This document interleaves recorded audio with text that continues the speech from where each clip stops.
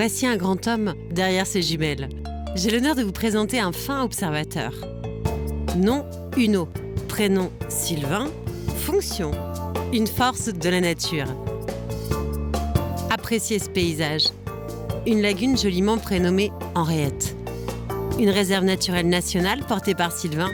Un site sauvegardé et justement valorisé par toute une équipe. La suite donc. Sylvain, est-ce que tu peux nous parler de ce paysage-là qui commence à se dérouler sous nos yeux? Ouais, et ben là on arrive sur la plage, mais avant d'arriver sur la plage, ce qui est intéressant ici, c'est que là où on est, il y a à peu près 4 ou 5 ans, il n'y avait rien du tout. La lagune s'est reconnectée à l'océan, il y a une grande passe, une grosse connexion en fait, et tout partout là où on est, ça surversait largement à marée haute. Et là on est exactement dans la cicatrisation dunaire. Donc quand on laisse la nature faire, elle se cicatrise elle-même. Il suffit de canaliser les gens, on voit bien, hein, c'est très clair. Hein, les gens passent ici, à droite et à gauche, c'est protégé, la végétation elle est là. Elle piège le sable, elle fait rehausser la dune, et là on a une protection naturelle, une défense contre la mer naturelle. Et voilà, ça va très vite et ça marche très bien.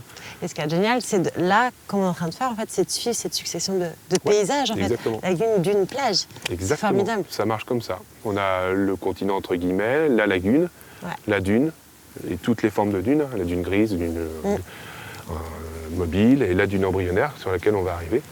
Voilà, ça marche très bien. Et tous ces zoyas, tous ces agropyrons, ça piège le sable et ça le stabilise.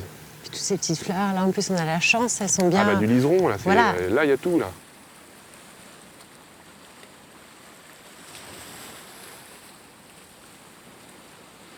Moi souvent ce que je considère, c'est que le principal risque sur les systèmes dunaires, c'est le surpiétinement. Alors il faut aider les gens à essayer de le canaliser le mieux possible, et tout en faisant en sorte qu'ils puissent aller à la plage. Mais quand on canalise bien, tu vois sur notre gauche, là c'est des poteaux qui faisaient 1,50 m de haut. Hein. Là ils sont complètement ensevelis, on voit bien que ça a super bien marché. C'est super. Donc quand on a ça, nous on est très contents. Donc là Sylvain, la réserve, elle va s'étendre jusqu'au Bouchot à peu près, c'est ça? C'est ça, 7 km de long entre la Faute et la Tranche. Et puis il y a toute la partie lagunaire, dunaire et marine. D'accord. De l'estran à marée basse, et puis de l'océan à marée gauche. Et puis ce qui est magique, c'est qu'on peut s'asseoir. Ben, je me tiendrais bien le luxe, effectivement, de nous asseoir. Parce que là, franchement, pour savourer le paysage, voilà, on a l'île de Ré en face, le pont, le phare des baleines. Et tu peux m'expliquer un petit peu cette petite pointe, parce que là, Ouais, complètement. Donc effectivement, on a l'île de Ré juste en face, le phare des baleines en face de nous. Oui. Cette petite pointe qui avance un petit peu. Elle est un petit peu magique, cette petite pointe, parce que elle crée un retour de vague derrière. La houle, elle arrive justement entre l'île de Ré et la Tranche-sur-Mer. Et quand la houle est trop forte pour nos amis surfeurs, pour aller sur Bud, ou etc., et ben c'est un spot de repli, là. Comment tu imagines l'avenir, Sylvain? Les prochaines années? Rester ici, changer... Oui, j'ai aucune raison d'aller ailleurs. Et qui voudrait aller ailleurs qu'ici? C'est pour ça que je te pose la question. C'est pour ça que je te pose la question. Vendée, c'est merveilleux. C'est merveilleux. Moi, franchement... Je ne vais pas faire la publicité de quoi que ce soit pour vanter la Vendée. Je pense qu'il y a un certain nombre de personnes dans ces métiers qui s'en chargent très bien. Mais juste comme ça, la Vendée, c'est juste génial. Franchement, la mer et l'océan est à côté, il y a le bocage qui est pas loin, il y a le marais au sud et au nord, avec le marais breton. Les villes comme Nantes, Angers, La Rochelle, qui sont des gros pôles urbains, mais qui restent entre eux. Nous, on y va juste pour en profiter et on repart. Non, c'est magnifique, c'est magnifique. Franchement, aucune raison d'aller ailleurs, aucune raison de changer de métier. Juste continuer ce qu'on a entamé depuis des années et qui marche plutôt bien en termes de conservation de la nature. Donc, je pense que... Je ne sais pas quelles images vous aurez réussi à faire ou quelle tonalité vous donnerez, mais je pense qu'on a pas mal réussi notre mission. Enfin, en tout cas, je ne suis pas quelqu'un de fier ni d'orgueilleux, mais là-dessus, je pense que... C'est évident. Et je le dis d'autant mieux que c'est un travail d'équipe. Donc, est-ce qu'on pourrait rencontrer quelqu'un de ton équipe, justement? Ah bah oui, ce serait bien, ça. Je crois que tu nous parlais des techniciens oui, tout à l'heure. Oui, qui font un gros boulot, qui font la majeure partie du travail. Donc je crois que j'en ai un qui est sur le terrain ce matin. Ce serait rigolo qu'on croise. Oui, ce serait chouette. Je me lève. Ce serait chouette. Oui, je veux bien. Donc c'est quelqu'un qui est en permanence sur le site.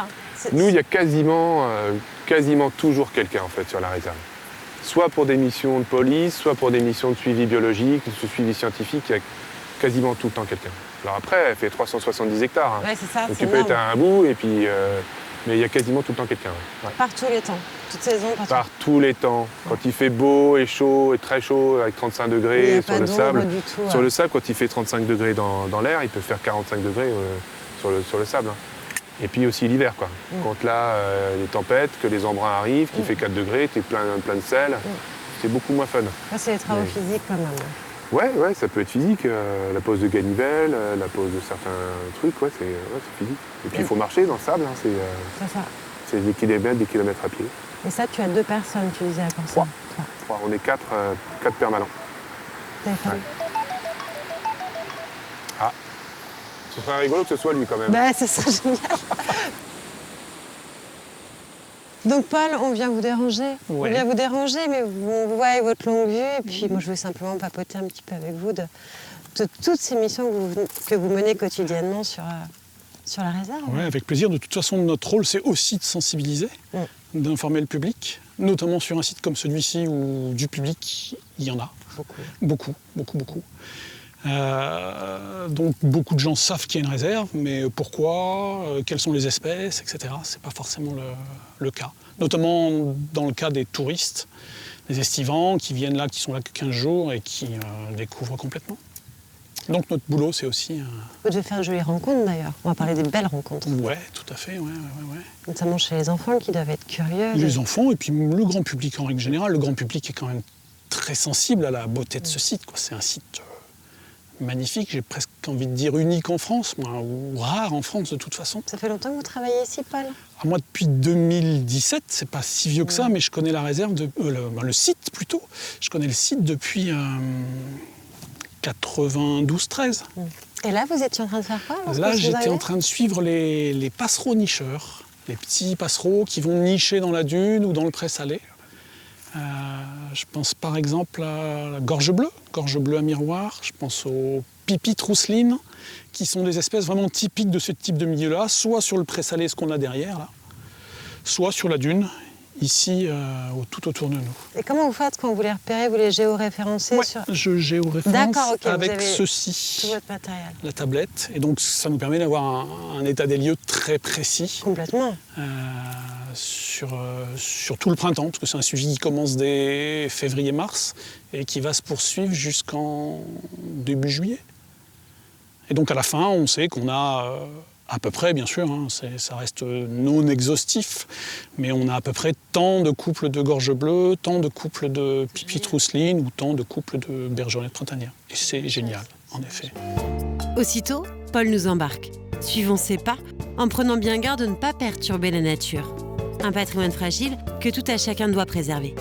Partons vite à la recherche de petites pépites récemment pondues par des gravelots à collier interrompus. Hé, trouvé. Cette réserve est aujourd'hui un site de nidification d'intérêt national. 195 espèces d'oiseaux sont répertoriées, auxquelles il faut ajouter 360 types de végétaux. Un vrai trésor!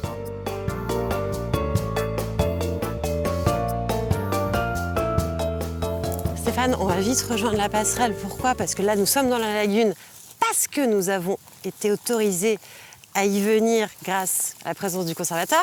Maintenant, voilà, c'est quand même un espace qui reste interdit à tout piétinement humain ou même animal. Donc, passerelle.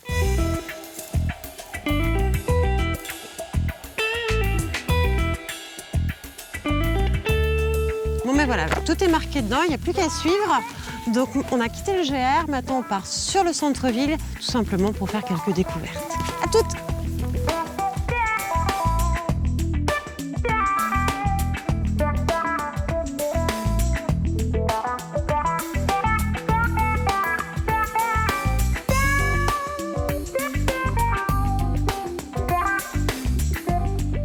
Déjà les vacances? Oui, mais eux, ils viennent de Toulon. Alors, Vous venez de Toulon?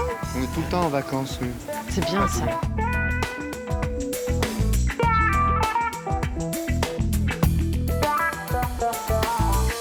Complètement différent.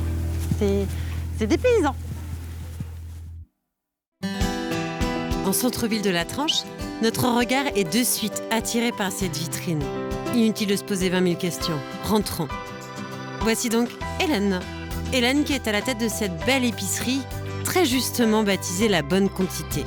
Son souhait ? Simplement créer du lien entre les consommateurs et les producteurs de notre territoire.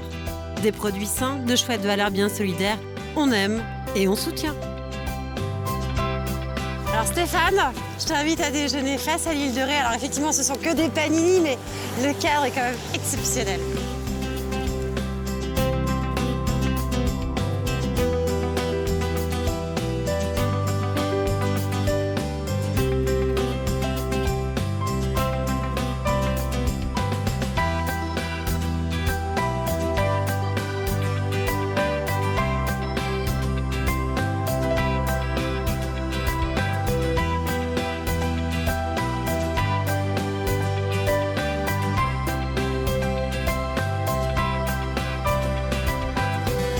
Belle surprise en sortant de la terrière à la Tranche. Sur la route, un immense panneau maraîchage. Donc bien sûr, on va s'y approcher pour savoir exactement ce qui se passe dans cet endroit qui déjà annonce de très belles choses. Bonjour. Bonjour à vous. Enchanté, monsieur. Marion. Oui, Frédéric. Donc, Frédéric. ERL Le Gapia, voilà. GAEC Le Gapia, alors. ERL, ouais. ERL. Avant, c'était GAEC parce qu'on était plusieurs. Il y a mon père, ma mère et moi. Et depuis quelques années, je suis tout seul. Donc, c'est passé ERL. Aujourd'hui, vous êtes maraîcher, Frédéric. Voilà, c'est ça, ouais. Oui. Quel joli métier. Ouais, dur aussi. Oui. Très dur. Mais vous êtes l'héritier d'une belle culture tranchaise.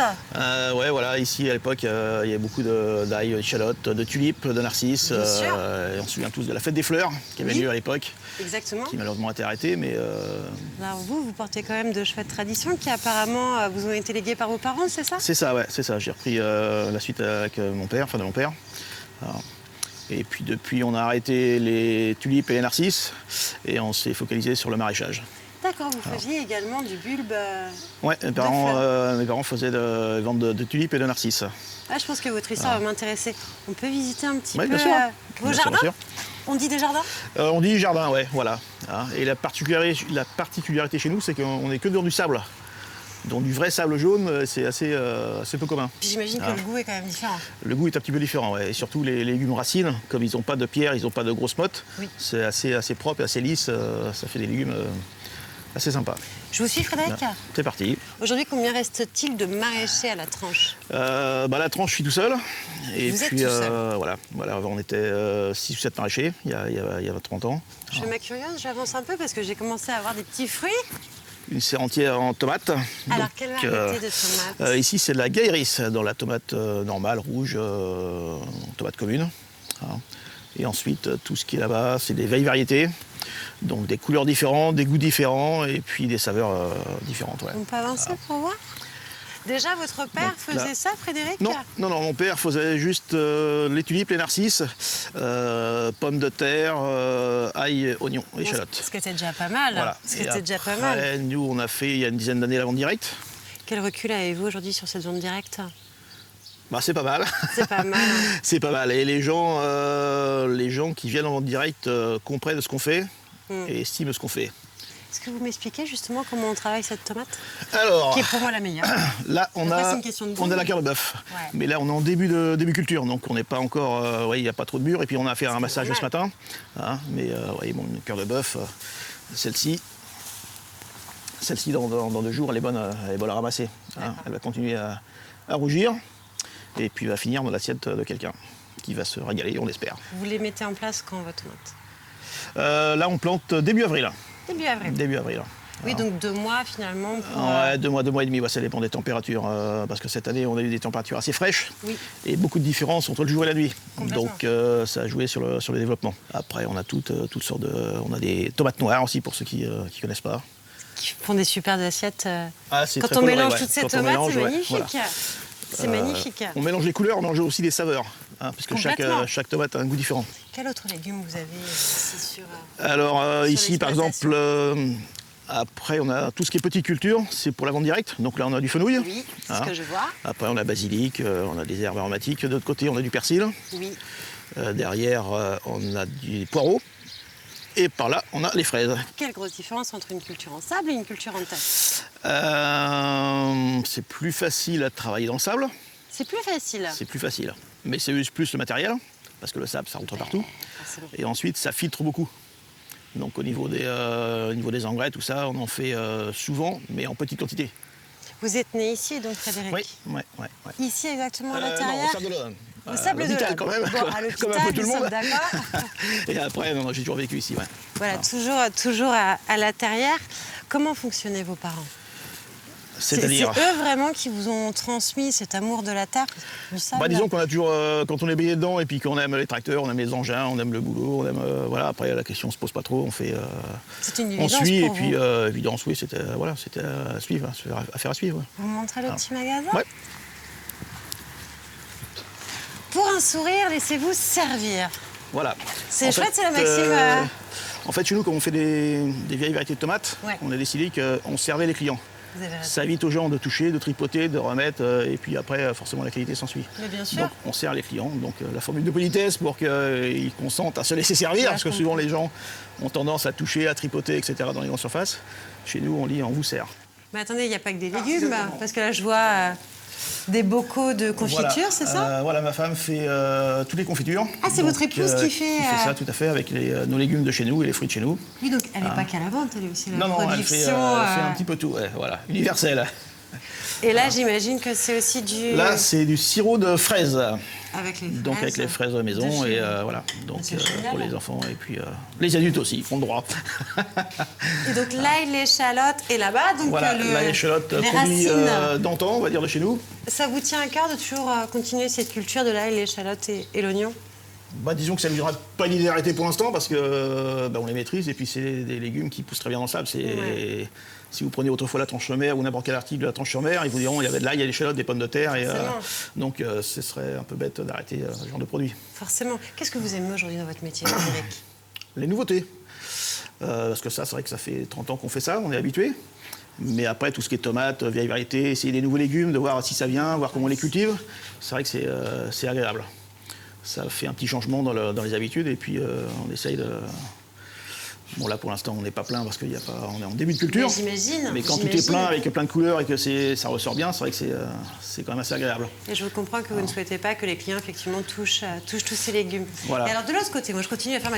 Ah oui, alors là, vous avez tous les petits poivrons, alors qui ressemblent... qui ne ressemblent pas du tout aux poivrons d'Espagne qu'on peut trouver... dans Voilà, c'est d'autres du endroits. Vendéen, c'est du Tranchet. Ça, c'est évident. Donc là, on a les piments doux, voilà, Oui. piments doux. Des betteraves qui ont une des jolie concombres, couleur, voilà, des des aubergines. courgettes, des betteraves, des aubergines. Alors là, par contre, Et vos haricots haricots- verts, ils me questionnent quand même. Haricots verts, haricots violets et haricots beurre. Vous m'amenez voir d'ailleurs votre endroit où vous Ouais, cultivez donc les ça haricots? va être de l'autre côté. Ça va être de l'autre côté? Ouais. Ok, eh bien on y va. Dernier exploitant maraîcher de la Tranche, Frédéric Bichonne est chéri sa production élevée en culture traditionnelle. Tout a bien changé ici depuis les années 60. Ce charmant sourire a clairement valorisé l'héritage familial. Alors, en conservant toutes les valeurs sûres, ail, échalotes et oignons, cet être visionnaire a enrichi les étals en proposant notamment tomates, aubergines, blettes, carottes et haricots aux couleurs de l'arc-en-ciel. Quel joli nom de rue! Quartier de la Terrière, au cœur de ce dédale de Venelle, les maisons basses typiques, toits de tuiles et murs blancs, rappellent que ce village fut le berceau des maraîchers horticulteurs, ces hommes qui ont bâti toute la renommée de la Tranche-sur-Mer.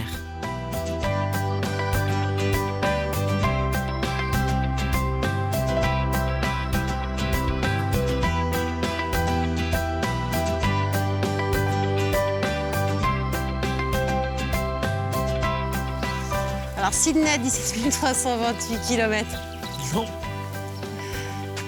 En revanche, But 3 km, oui.